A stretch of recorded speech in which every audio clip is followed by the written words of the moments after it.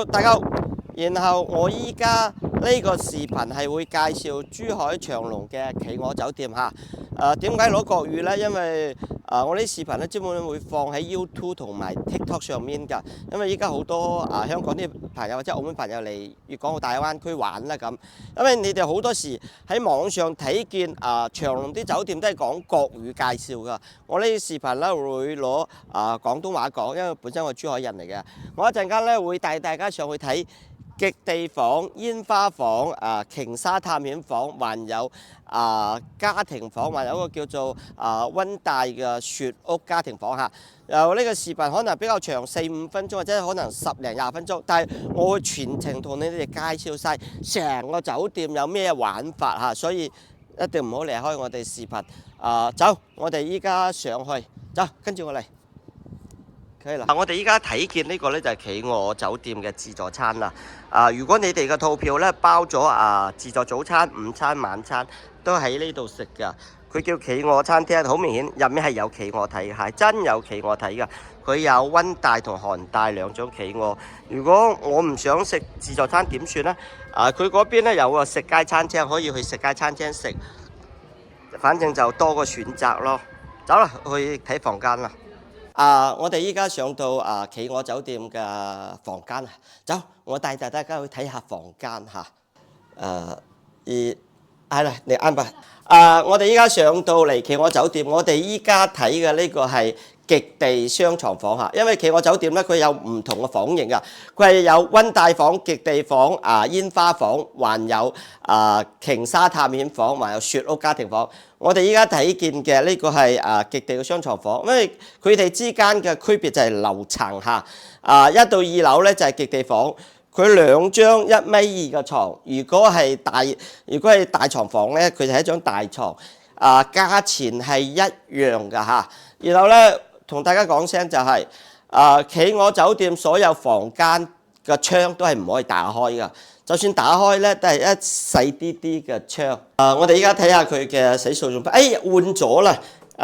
上一年唔係呢個七時書洗漱用品換咗啦嚇。3個杯，佢就係呢個就係沖涼啦、廁所啦咁嚇。如果你哋覺得房間我要平啲有特色啲咧，其實咧就係極地房咯。反正就幾 OK 㗎。然後還有因為我呢視頻多數香港嘅朋友睇下，落面係有車可以到香港㗎嚇，可以到中港城。因為我之前坐過，全程咧大概可能都要3個幾鐘啊，因為又要過關啊嗰樣啲，就比較簡單啦嚇，幾靚㗎。一陣間我哋準備去睇其他房型，唔好關視頻啊，繼續。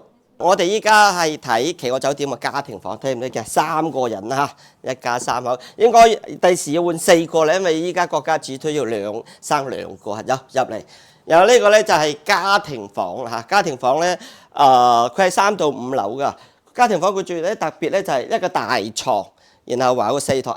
望呢度，呢邊有個細嘅床嚇。其實房間嘅大小咧係一樣㗎。但係咧，佢就大床細床之分啦。因為我哋好多時住家庭房都係帶小 BB 㗎，你睇咩？佢有護欄㗎嚇。就算啱先你哋如果住嘅係極地房咧，都可以加護欄。加護欄係唔需要另外收費㗎嚇。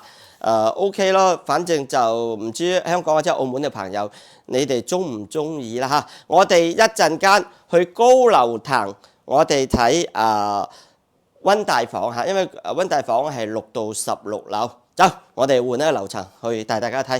我哋依家上到嚟，我哋依家喺16樓嚇，呢個係溫帶房，樓層高一啲㗎。但係我今日呢個房間咧係一個比較特別嘅房型嚟㗎。一樣係2張床，呢個係雙床。走過嚟睇睇呢個好特別㗎，呢個叫連通房。因為我哋好多時可能我同啲 friend 又嚟，我哋2個家庭嚟，咁點算咧？你睇呢個房間係打通嘅嚇。聽唔聽㗎？因為小朋友佢會玩得好舒服咯，因為2間房一齊通埋，佢係2道門㗎。入嚟，過嚟睇睇，你睇睇2間房連埋一齊，係咪？如果小朋友一齊嚟玩，係咪會舒服翻好多啊？你記得連通房佢係冇呢個房型㗎，但係點訂呢個房間咧？你要訂2個相同嘅房型，訂咗落嚟之後，就打電話俾酒店問酒店可唔可以安排連通房。如果酒店係有房間嘅情況之下咧，係可以安排嘅，唔需要另外加錢啊。我哋睇下出面啦。誒，過嚟這邊看下，你哋睇下我哋呢個景觀咧就係溫帶房嚇。溫帶房咧佢係唔會朝向嗰個煙花㗎。哇！嗰邊咧就係纜車啦。呢邊咧就睇長隆秀㗎。遠啲嗰度咧就係橫琴灣酒店。呢邊咧就馬戲酒店咁嚇。覺得點啊？呢個房間中唔中意我介紹？有幾個房型要睇。我哋依家我哋去睇煙花房。OK， 我哋睇下呢度係企鵝腳印。我哋依家上到企鵝酒店嘅16樓，有我哋入嚟睇呢個可以睇煙花嘅房間。呢個叫做瓊沙煙花房嚇，你睇下。佢係一個佈置裝修幾靚，你睇下呢度有一個船嘅小床，呢個係一個2米嘅大床，還有揸部船仔嚇。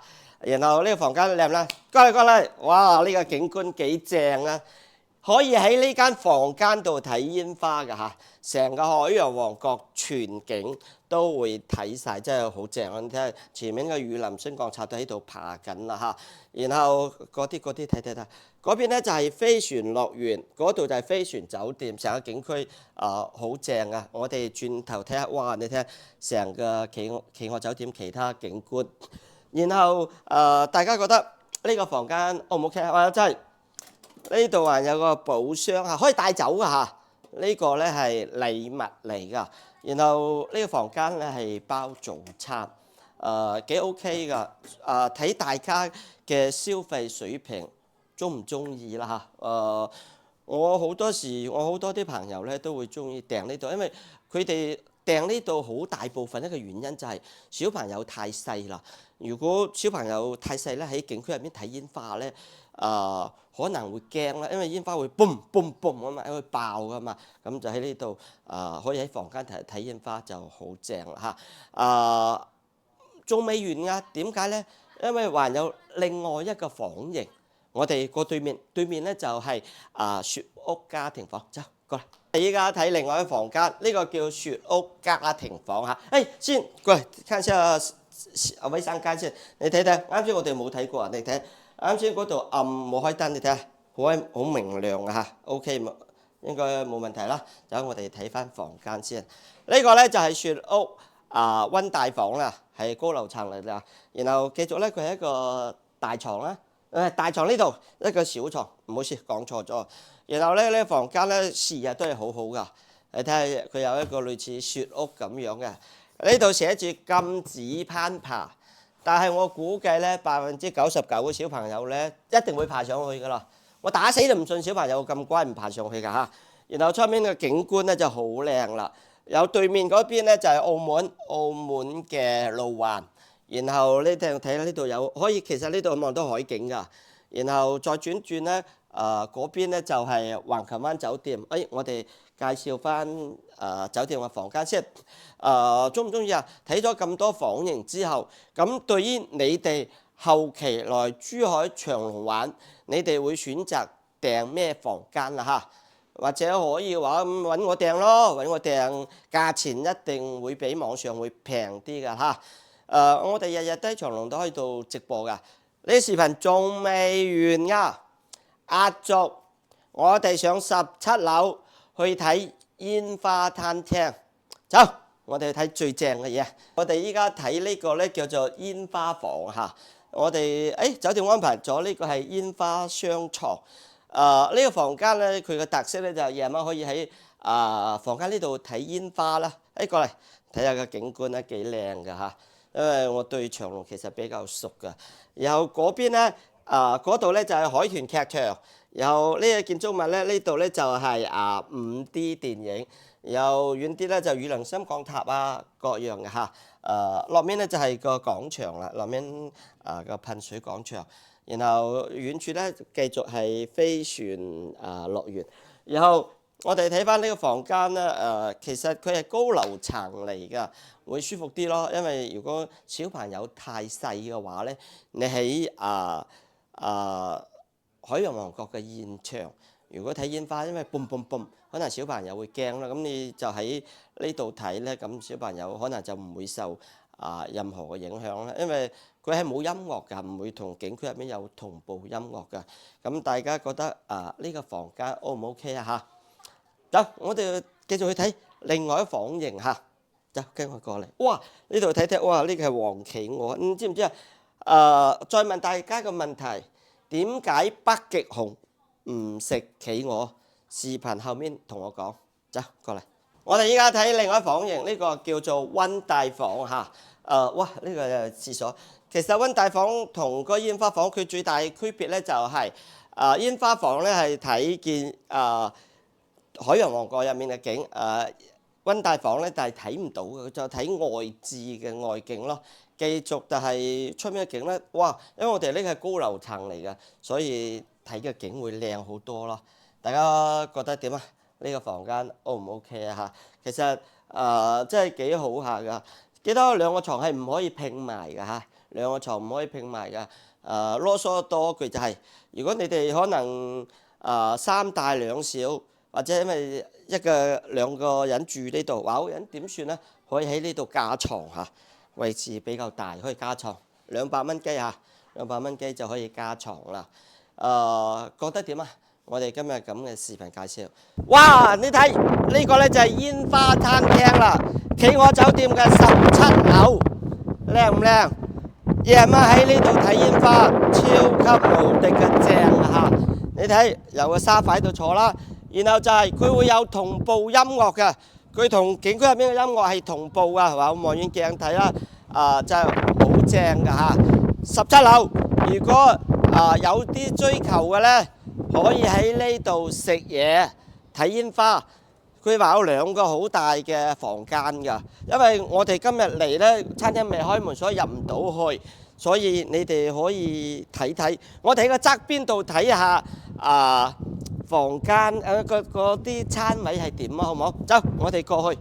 因為仲未開門，我哋入去睇睇先，喺呢個窗度睇下，係咁樣啊，其實係 OK 㗎嚇。咁睇喺呢度睇，所以下次嚟長隆玩可以嘗試下喺呢度食嘢。大家睇完我哋對於企鵝酒店嘅介紹，從極地房到溫帶房、瓊沙港所有嘅房型介紹，還有煙花餐廳，覺得點啊？如果中意嘅話，記得多啲關注我哋，我哋會成日會影珠海長隆啊，或者廣州長隆嚇，或者大灣區嘅旅遊嚇。呢啲視頻到呢度結束啦，記得點個評論或者點個訂閱嚇，拜拜。